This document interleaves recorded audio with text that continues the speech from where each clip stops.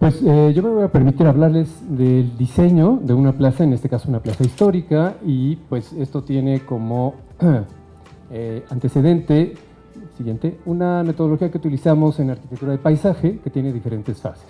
Entonces, esto es un proceso lógico que pues nos ha llevado ya prácticamente más de 3 décadas de estarlo aplicando a la enseñanza, por supuesto, y también en el campo profesional. Adelante.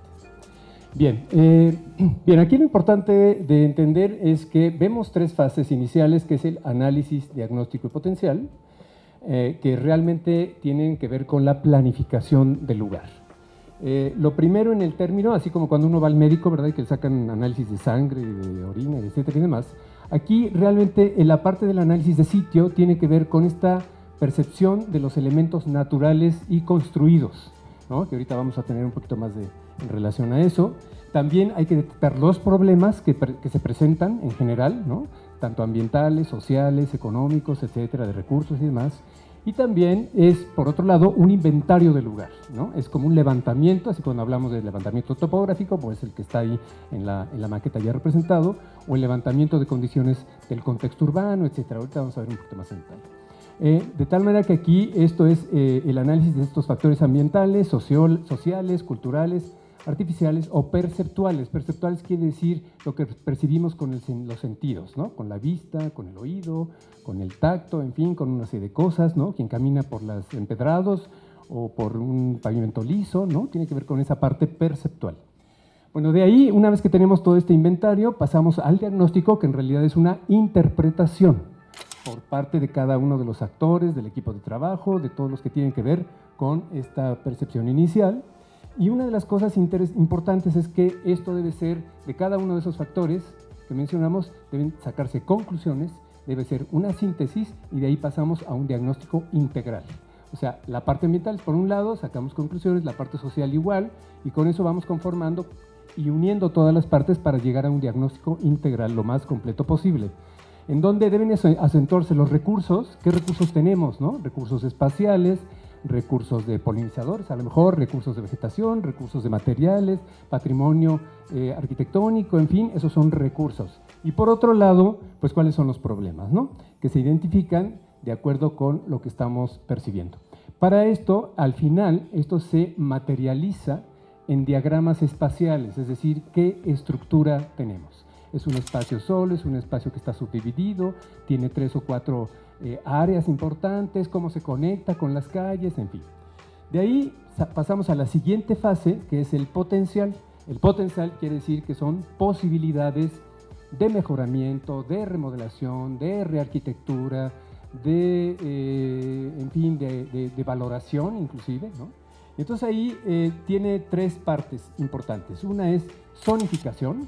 O sea, a partir de una zonificación existente, nosotros podemos decir, vamos a modificar esta área y vamos a ampliarla, o vamos a reducirla, o vamos a conectarla, ¿no? Entonces, cada una de estas áreas nuevas en el potencial que visualizamos a partir del diagnóstico, nos van dando también una serie de actividades para cada área. Pues esta actividad es propicia para descansar, esta para comer, esta para apreciar el edificio, etcétera, ¿no? Y de ahí eso nos va generando lo que llamamos un programa arquitectónico paisajístico, que es un listado de necesidades que lo determinan los actores. ¿Qué quiere decir los actores? Pues todos los que contribuyen, la comunidad, el gobierno de la ciudad, la alcaldía, la gente que está, no sé, en el contexto inmediato, los habitantes, etcétera, ¿no? Esos son los actores. De ahí pasamos finalmente a una cosa que nos posiciona en una postura, y que son los objetivos de diseño, las intenciones que tenemos y que se derivan de todo este proceso de análisis diagnóstico, y llegamos finalmente a potencial. Bueno, de ahí termina un poco, digamos, esta planificación, y pasamos a la parte creativa, que es la parte conceptual, que es el siguiente, y en donde se generan estas ideas, ¿no? Y que era una de las preguntas de ayer precisamente, ¿qué esperamos de este lugar? ¿Qué queremos que sea, ¿no? De repente, pues a partir de las pláticas decíamos, bueno, fue un atrio, ¿no? De repente ahora dicen que es la plaza, o es un jardín histórico. Entonces, esa es parte de lo que debe en un momento dado definirse en este concepto siglo XXI, a partir de todo el proceso evolutivo que ha presentado este espacio. Entonces, hay ideas principales, hay una temática patrimonial en este caso, y pues todo esto se visualiza en ambientes objetivo. O sea, cómo nos imaginamos que puede ser este espacio. De ahí, pues ya el anteproyecto y el proyecto ejecutivo no es más que el desarrollo del concepto en diferentes fases de definición. Al principio, pues son anteproyectos, planes maestros, o aparecen los elementos naturales, compuestos, que conservamos, que debemos quitar, que debemos modificar, en fin. Y el ejecutivo, pues no es otra cosa más que los documentos necesarios, los planos y toda la información necesaria para construir, para remodelar, para mejorar, en fin, para una serie de cosas. Implica también el saneamiento ambiental, en fin, una serie de cuestiones. La siguiente. Bien, solo un ejemplo de análisis para que ustedes lo puedan percibir más claro y la importancia además que tiene esta parte del proceso. Aquí pues estamos identificando algunas cosas interesantes como la vegetación histórica, ¿no? Ya sea nativa o introducida. Cuando llegan Cortés, pues evidentemente con él pues llegan plantas introducidas. Había plantas nativas, no como la plaza, ¿verdad? Ni como el espacio formal, pero en el contexto. Entonces, estos lugares empiezan a ser sitios experimentales para la domesticación de la flora, en algunos casos. Entonces, es muy importante saber un poco esta cuestión de cuáles son las especies históricas. ¿Queda algo o no queda nada, no? A lo mejor el fresno es uno de ellos, tal vez, ¿no? Pero bueno, pues prácticamente yo diría que casi no queda nada.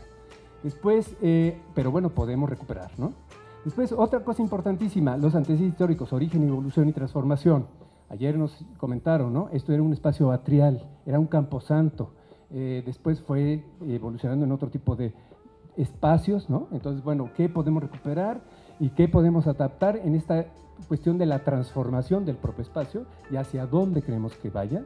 Se requiere de una flexibilidad para adecuarse a la actualización de usos del siglo XXI, la recuperación de fiestas patronales, en fin, una serie de cuestiones que se estuvieron hablando ayer.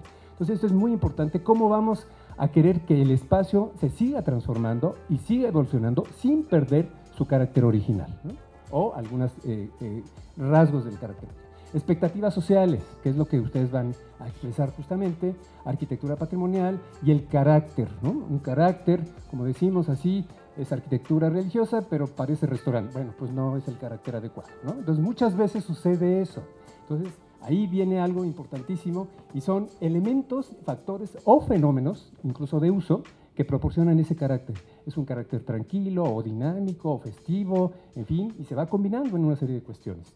Al final, esto tiene repercusiones en la identidad del lugar para con los que lo usan, lo habitan, ¿sí? Esa identidad es el sentido de apropiación del espacio. Siguiente. Aquí, pues, algunas experiencias relacionadas con arquitectura religiosa en este caso, en el Museo Nacional de Urbinato, en Tepezotlán. Nada más un ejemplo, voy a mostrar el ejemplo del Atrio de los Olivos. Por supuesto, hay otros espacios que vamos a ver algunas imágenes, pero es para más o menos para que ustedes tengan una idea de lo que se ha llegado en algún tipo de experiencias como estas. Adelante. Aquí estamos viendo la planta. En el Atrio de los Olivos, por ejemplo, pues ya los olivos habían sido incendiados por quién sabe quién, ¿verdad? Pero árboles centenarios que además le daban el nombre al lugar, el Atrio de los Olivos. Siguiente. Y bueno, pues es un espacio que por allá por el 64 plantaron una gran cantidad de truenos, de fresnos, que no eran por supuesto los olivos, ¿verdad? Y entonces fueron desplazando a los olivos, de tal manera que ahí vemos apenas unos que están del lado izquierdo, pues ya secos totalmente, afortunadamente algunos con algunos retoños por ahí. Siguiente. Por ahí, exacto, la siguiente.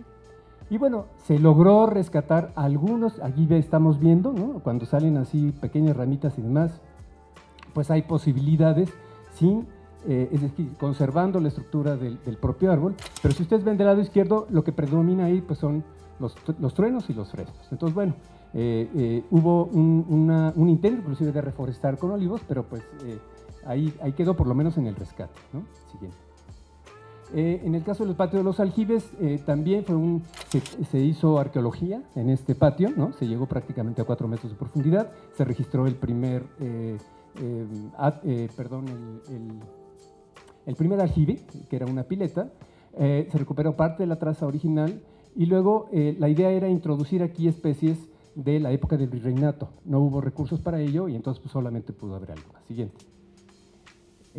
Después, en el patio de la enfermería, pues se plantaron plantas medicinales. Entonces aquí se hizo un manejo muy interesante. Las plantas medicinales se vendían en la tienda del museo a través de servicios sociales, etcétera. Siguiente.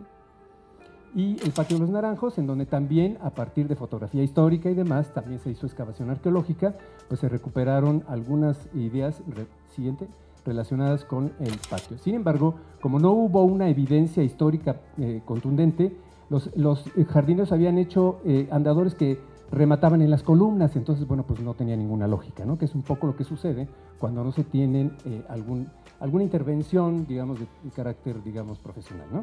Bueno, esta es una nueva propuesta, una traza contemporánea, se tiene que notar, y es parte de cómo puede ir evolucionando un espacio histórico. Siguiente. Y bueno, pues aquí yo creo, me parece que la Conchita es una oportunidad de aprendizaje, de disfrute patrimonial, pero también el aspecto social y ambiental. Entonces, algunos aspectos a considerar, siguiente, pues es esto, ¿no? Es decir, hay una subdivisión espacial. El espacio es prácticamente una gran cantidad de pasillos que están ahí, delimitados por los setos y demás, y eso le quita un poco esta posibilidad de ser un espacio más flexible. Siguiente. Adaptable a diferentes funciones, arreglos de vegetación aislados, ¿no? De iniciativas sin ningún criterio de integración. Siguiente. Suelo desnudo, compactado, microclimas empleado, en fin, desestructuración, o sea, no hay una estructura espacial clara. Siguiente. Y luego, pues por supuesto, alta densidad de arbolado, creo que nos van a hablar ahorita un poco de ello más adelante. Se deforman los árboles, hay baja calidad ambiental en lo general, hay una gran competencia y por supuesto, pues eso deteriora el ambiente. Siguiente. Y no hay flores, ¿verdad? Aparte. Bien, y pues igual, ayer vimos visuales en donde prácticamente era un espacio con una claridad visual, ejes visuales patrimoniales, pues que se van perdiendo por estas iniciativas que de repente, ¿no? Aquí pues prácticamente ya hay un árbol ahí casi encima de la fachada, entonces bueno, pues eso pues está obstruyendo justamente esta visual patrimonial. Finalmente, a lo que llegaba yo en la parte de los objetivos, aquí hay algunos, ¿no? De los que se pueden lograr a través del diseño de paisaje, que es enfatizar, acentuar, evocar, conciliar, diseñar secuencias espaciales o de recorrido, estimular aprendizaje, introducir lo etnobotánico, por ejemplo, muy interesante, y procesos. Siguiente. Mantenimiento sostenible, que creo que es de lo que se va a hablar también en algún momento, ¿no? Dinámicas visuales didácticas. O sea, ayer se hablaba también de que Coyoacán quiere que sea un museo, bueno, pues ahí entra la cuestión didáctica. Plantas relacionadas con la trayectoria histórica de la plaza, o sea, hay todo un tema ahí muy interesante, y enfatizar esta secuencia histórico-evolutiva del sitio. Y integrar, por supuesto, el contexto urbano. Ayer mencionaban también que la calle de la Higuera era posiblemente un antiguo cauce de agua, ¿no? Un arroyo o algo así. Entonces, todo eso como que se tiene que ir desenterrando, y eso se puede hacer a través de diseño paisajístico, no necesariamente volviendo a poner agua, por supuesto, pero a lo mejor por diseño de pavimentos, una serie de estrategias que se utilizan desde el diseño. Pues creo que eso es todo. Muchas gracias.